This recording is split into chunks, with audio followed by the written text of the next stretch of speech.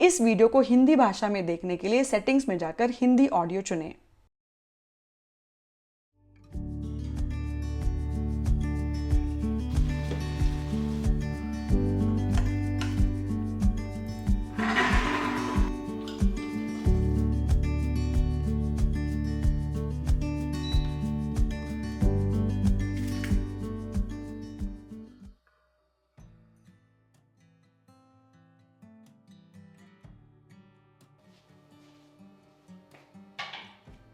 Namaskar and welcome to Simplify Your Space.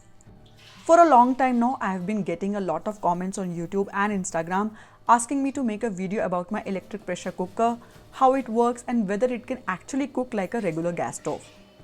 You have probably seen this cooker in many of my cooking and routine related videos. To be honest, this cooker has become my best kitchen companion. It makes my work so much easier, especially on busy days. It's a real lifesaver. So in today's video, let's take a closer look at how it works and what all you can cook in it. Let's get started. The electric pressure cooker I use is from the brand Agaro, but these days many different brands offer similar models. Globally, Instapot is a very popular brand, which is why people often refer to electric pressure cookers as instant pots. It's a super versatile and multifunctional kitchen appliance that really simplifies the cooking process. The one I have is 6 liters in capacity, which is a great size for making meals in good quantity. It comes with a lockable lid and has a top handle for easy handling. This is its pressure valve. When you're cooking under pressure, you need to turn the valve to the sealing position. And when you want to release pressure or cook without pressure, switch it to the venting position. It also comes with a stainless steel cooking pot where the food is actually prepared. Some brands also offer a non-stick container as an option. This is the digital control panel where you can adjust the settings based on your cooking needs. It comes with 14 different preset cooking programs like rice, soup, meat, beans, cake, curd and more. You can easily make a wide variety of dishes. In the pressure cooking mode, you can choose your preferred pressure level, high or low, and set the cooking time as per your recipe. It also has a delay feature which lets you schedule the cooking to start at a specific time. This is super helpful if you're busy with work and want your food to be freshly cooked and ready by the time you're done. Now let's see what all you can make it in it. Let's start with one of the most common things, boiled rice. If you're making regular boiled rice like Sona Masuri or Kolam, just use double the amount of water for the rice. I usually add a little bit of ghee too, but that's totally optional. After closing the lid, always check the pressure valve and make sure it is set to the sealing position. You can use the rice preset for this, which is set for 12 minutes by default. Do keep in mind that for any preset or pressure settings, there is always a few minutes of preheating time before actual cooking begins. Once the cooking is done, the cooker automatically switches to warm mode and keeps the food hot until you turn off the main power switch. Before opening the lid, always release the pressure first. If you're in a hurry, you can manually release it by turning the pressure valve to venting. And that's it. Our rice is perfectly cooked and ready to serve. So that was regular boiled rice. Now if you want to make Jera rice, start by selecting the saute preset. Once the pot heats up, add some ghee and cumin seeds. Once the Jera is nicely fried, cancel the saute mode and add the rice and water. If you're using basmati rice, the water ratio should be 1 1/4 times the rice. So for 1 cup of rice, add 1 full cup plus a quarter cup of water. In this case, we won't use the rice preset because basmati rice cooks faster. Instead, select the pressure cooker setting, keep the pressure level on normal to low and set the cooking time to 8 to 9 minutes. And here you go, fluffy, fragrant Jera rice is ready to serve. Now, if you want to make pulao, start again with saute mode and stir fry the vegetables. Once your veggie base is sauteed and ready, cancel the saute mode and add in the rice and water. If you're using regular rice, go with double the amount of water. If you're using basmati rice, follow the same 1 1/4 ratio. Here I have used basmati rice, so I'm selecting the pressure cooker setting, keeping it on normal to low pressure and setting the timer for 9 minutes. And just like that, your hot and delicious pulao is ready in no time. If you want to make dal in the electric cooker, keep in mind that different dals take different cooking times. But don't worry, you will get the hang of it as you use the cooker more often. For example, when I make tur or arhar dal, I use the pressure cook mode, set it to low to normal pressure and set the timer for 15 minutes. That's usually perfect for a soft, well-cooked dal.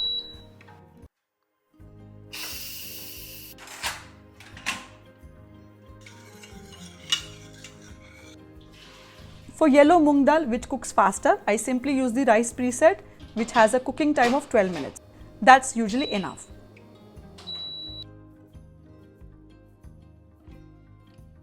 And just like that, the dal is ready in no time.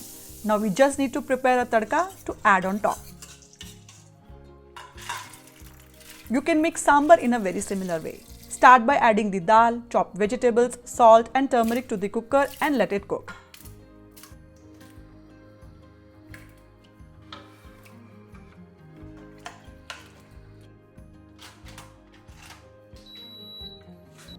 Meanwhile, prepare the tadka.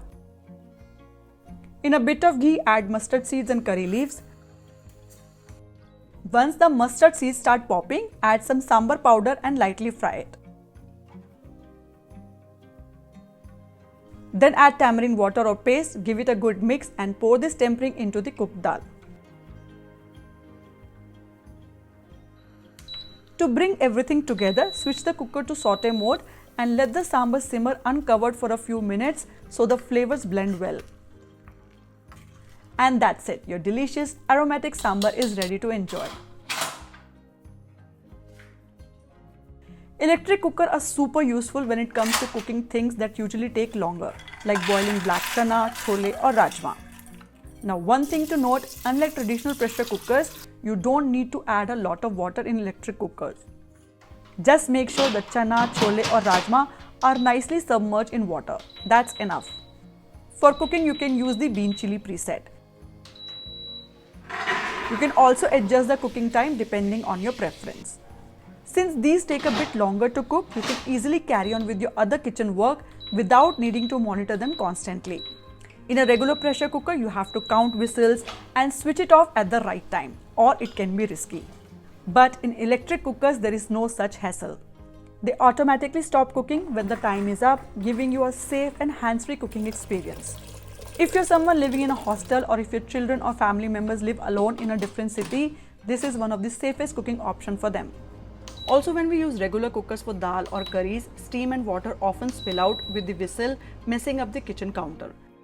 Electric cookers are completely mess-free. There are no whistles at all. Now I've shared so many good things about electric cookers. But yes, there is definitely one big drawback: power cuts. Since it runs on electricity, you won't be able to use it during a blackout unless you have a high power UPS, because most electric cookers use around 1000 to 1200 watts, which regular inverters usually can't handle. Yes, it does cost 3 to 4 times more than a regular cooker, but think of it as a one-time investment. Many people also ask, will this shoot up our electricity bill? Actually, no. Electric cookers are often cheaper to run than gas. They typically consume 1 unit of electricity per hour. So based on your local electricity rate, usually 5 to 6 rupees per unit, that's how much it will cost you per hour. Another common question is food cooked in electric cookers healthy? And the answer is yes. Cooking in electric appliances is safe and healthy. Nutrients stay intact and there is no harmful fumes, gas leaks, or risk from high flames. In fact, in many countries, electric or induction hobs are the norm. Let's come back to food. You can also easily boil eggs in electric cooker. To do that, just add 1 to 2 cups of water to the inner pot. Then place the steel trivet or stand, and on top of that, set the steaming basket. Both of these accessories usually come with the cooker. Now place your eggs in the basket, close the lid and select the egg preset. For soft boiled eggs, set the timer for 3 minutes. For medium boiled, go for 5 minutes. And for hard boiled eggs, set it to 10 minutes. That's it. In just few minutes, your eggs will be perfectly boiled. Compared to the gas stove where you have to keep checking the time, here you can just set the timer and forget about it. The eggs will be ready just how you like them, soft, medium or hard, without any need to monitor.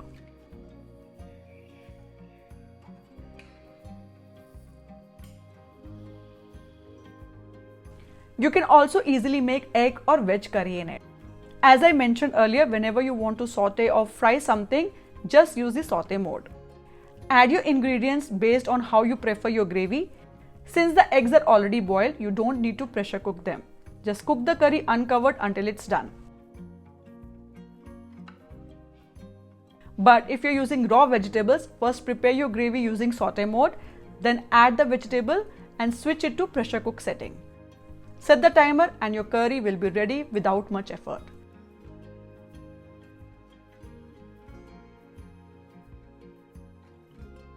If you're a non-vegetarian, this cooker works wonderfully for making chicken and mutton curries too. Now, I am personally an vegetarian, but my husband and son are non-vegetarians, so I occasionally cook non-veg at home for them. I made mutton curry in this cooker and my husband absolutely loved it. Since mutton takes time to cook and can sometimes turn out undercooked, it is best to marinate it well and leave it for 2 to 3 hours before cooking. This really helps it turn out soft and juicy. In the electric cooker, just select the meat preset and cook.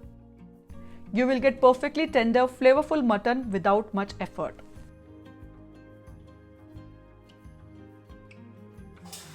You can also quickly steam vegetables in the electric cooker. Just pour a little water in the pot and place the steel stand over it. Now put your chopped veggies into the steaming basket and place it on the stand. Close the lid, select the steam preset, and in about 10 minutes your steamed vegetables will be ready. Nutritious and perfectly cooked.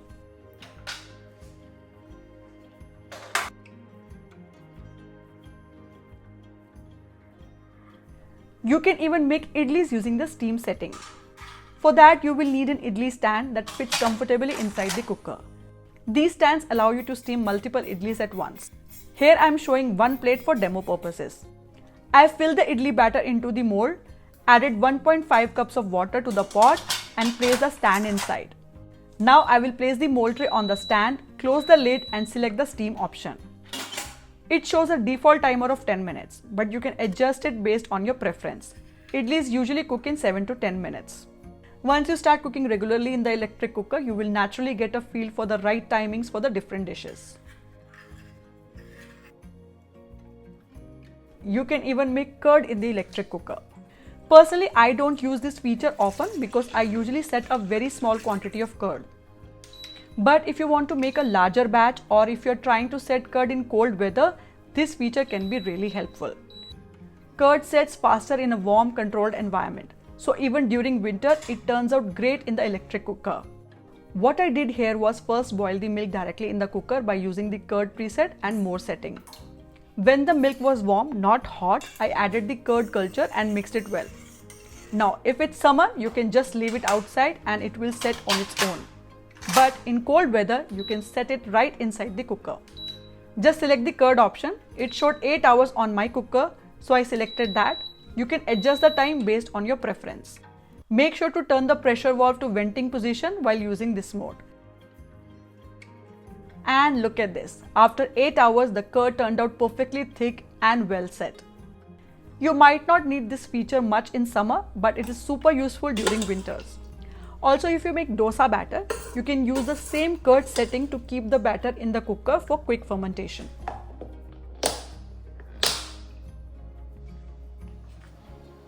Lastly, there is one more interesting preset in the electric cooker, cake. So today, let's try making a banana walnut cake in it. I am also trying it for the first time in this cooker as I usually bake cakes in the oven or air fryer. For this recipe, you will need 2 medium-sized ripe bananas or 3 small ones. Peel and chop them, then add them to a blender along with half cup curd, 1/4 cup melted butter and 1 cup sugar. You can use jaggery instead if you prefer. Blend everything into a smooth paste.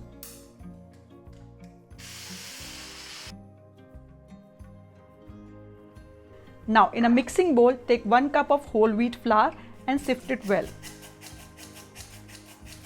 Add 1 teaspoon of baking powder, half teaspoon of baking soda and half teaspoon of salt. Mix the dry ingredients, then add the banana curd paste and mix well.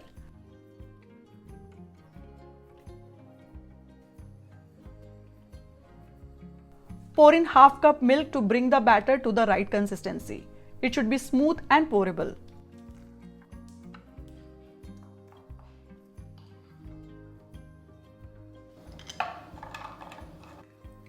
Once the batter is ready, add some chopped walnuts and a little vanilla essence or extract. Mix again and pour the batter into a round cake mold lined with parchment paper to prevent sticking. Sprinkle a few more chopped walnuts on top for garnish. To prepare the electric cooker, add 1.5 to 2 cups of water to the inner pot and place the metal stand inside. Cover the cake mold with aluminum foil. This helps prevent moisture from dripping onto the cake during steaming. Place the mold on the stand, close the lid and select the cake preset, which shows 40 minutes by default. You can increase the time slightly if needed. And that's it. Your soft, fluffy and delicious cake will be ready in no time. Let it cool before cutting. Honestly, the cake turned out amazing. You can also make the same recipe in a regular pressure cooker but remove the whistle. All in all, I highly recommend the electric pressure cooker. It's a reliable and efficient kitchen appliance that really helps save both time and effort. Whether you're a busy working professional, a new mom, living in a hostel where using a gas stove is difficult, or simply someone who wants to cook fresh and healthy meals quickly, this cooker can be a real game changer. So that's it for today's video. I hope you found it helpful and that it gave you a better idea of whether an electric pressure cooker would be useful for you or not. I have shared the links to the trusted brands I recommend in the description box below. Do check them out. If you enjoyed this video, don't forget to like and share it. And make sure to subscribe to Simplify Your Space for more such videos. I will see you all next week. Until then, happy cooking from Simplify Your Space. Bye bye.